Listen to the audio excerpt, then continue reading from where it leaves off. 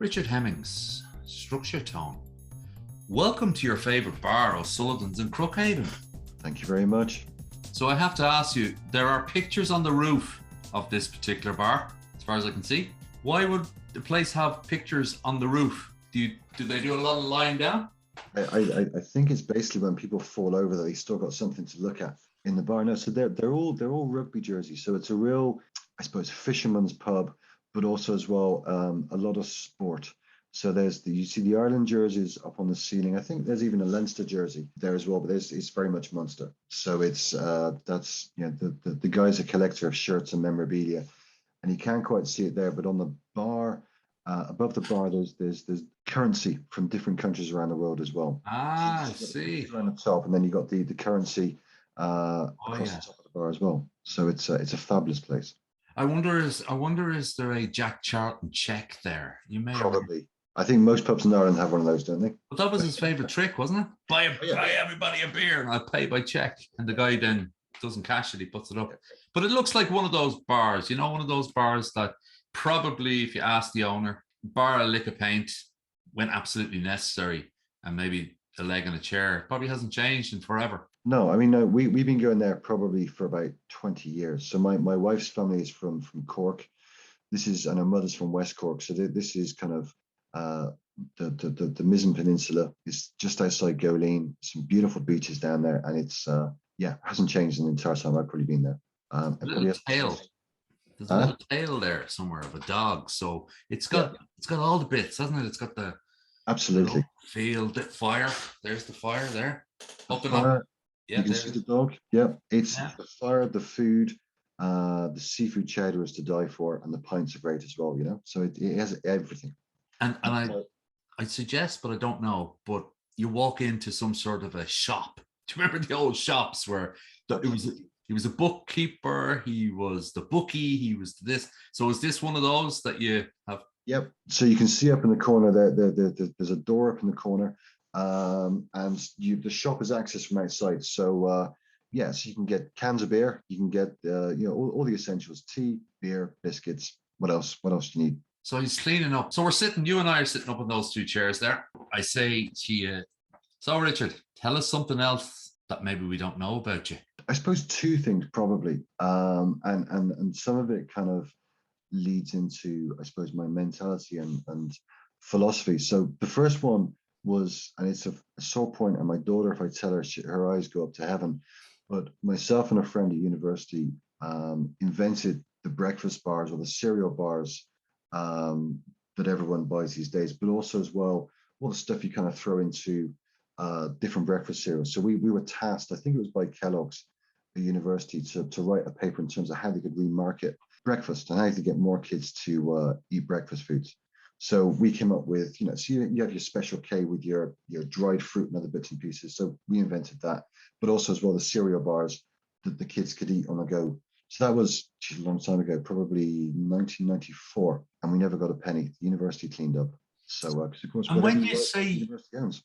So when you say you invented it, you did all the demographic, all the research, and what type of course was that? Was that a nutritional course or a marketing course? It was. So I crashed and burned when I was at school doing my A-levels. So I was much more into socializing and having a good time.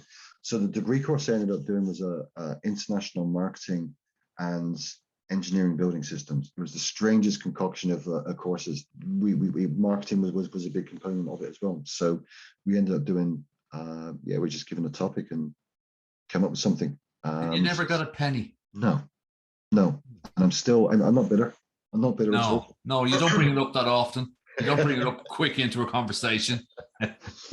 and you're anti all those bars because they're so full of sugar and all that other type of stuff, I guess. Absolutely. Yeah. It's kind of, I like this when I kind of walk past. Yeah. It really is the type of guy who makes about $1 billion from an invention and then turns on it. And it's I always kind of go, everyone in their life has one good idea. So I actually need two, because the first one I didn't get to capitalize on. So okay. Well, that's something that a lot of people wouldn't know about you. But if I wasn't there chatting to you at the bar, who is the second person, you dead or alive, that you just love to say, Christ, I'd love to have a chat with that person? Who would it be? So for me, and again, myself and my wife play this game in terms of it's the dinner party, right? So you come up with all these people, but I love comedians. I love people that make me laugh. So for me, it'd have to be Ricky Gervais. So I think the guy is intelligent. I think he's funny. He doesn't have a filter. And again, I'd be accused of that as well. So he would basically say whatever comes into his head. And, he challenges the way that people thinks and, what's kind of, I don't know, not necessarily important, but he can wrap humor around a situation. And I love that. And I just, I love to laugh and I love comedians. Isn't it really interesting as you get a bit older, you start to see behind the messaging of a lot of comedians? I must say, you may or may not be a big fan, but I am, of Billy Connolly. Oh, yeah.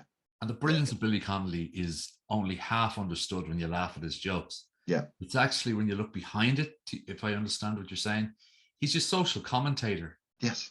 Yeah. He's getting people to laugh at themselves, at the stupidity. Whereas, the way others go like that to highlight differences, you listen to Billy Connolly and he just basically gets two people in a room. And I'd imagine, like, if I laughed at you and you laughed at me, or we laughed at ourselves, we'd end up saying, yeah, what we're talking about is probably not that important anyway. Yeah. But like most of it isn't. Like my favorite one, or one of his gags, and I sat there watching it with my daughter, who is on social media, but she's come off a lot of stuff because it's just too crazy. But he's kind of going on about Twitter. So he said, you put something up on Twitter and you get a load of people just kind of going, I hate that, that's not right, and whatever, take that back, or just going mad. He said it's a bit like, if do you remember, he said, you go into a shop and remember people used to put up signs saying like guitar lessons or whatever. He says a bit like you go to the shop and you go guitar lessons, but I don't want guitar lessons. So he said, I then take down the thing and I ring the guy and I shout to the guy saying, I don't want guitar lessons. And he said, that's what Twitter is like. He said, if you think about it like that, he said, I'm not writing something on Twitter, for example, to annoy Garry, right? And he said, I really don't give up whatever. Yeah. If Garry likes it or not. He said, don't tell me. It's, if you don't like it, move on. Look at the next sign or whatever. But it's just the whole situational stuff and the things that he says and the things that he comes out with and his Emmy Award speeches. I could sit there and watch those because he'll just doesn't care. No, doesn't care at all. But also, I watched the first series. I haven't watched the second series, but he did a series that was less than laughing. It was less. It wasn't like The Office where you knew. It was about his wife. Afterlife. And if you didn't think about the whole situation, this was a couple of years ago, about, I guess it's quite deep when I call Two Lads in a Bar, but the meaning of life and all the rest of it, that gives you a sense, I guess, of sort of, okay, I can make this funny or I can make it reality or I can combine the two. And I guess that's what the genius of these blokes are. They can do that. Is that the key? Absolutely. And, it's being able to find the humor or, the darkness. And darkness can be humor as well, in any given situation. And it's being able to turn that into some kind of positive, which I think is really important. As I get a bit older and as I learn more, I realize that there's chemicals in the brain, dopamine, serotonin, all this type of stuff. So actually, when you do smile or laugh, you do get a little dart or something. Yeah. And more than anything, if the last 18 months has taught us anything, is we need to do more of that.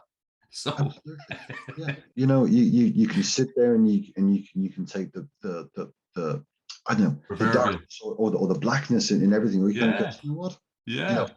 It's a little bit harder, I think, sometimes to be positive, but for the, as you said, for the brain and for your soul, I think it's definitely worth the while, And you're a thinker, right? There's no doubt, Richard, you're a thinker. And do you think, or do you have like a favorite quote, or is there any particular words of wisdom that you live by? Or so one of them, is very much, in order to appreciate the light, you have to experience the darkness, right? Which is a bit deep.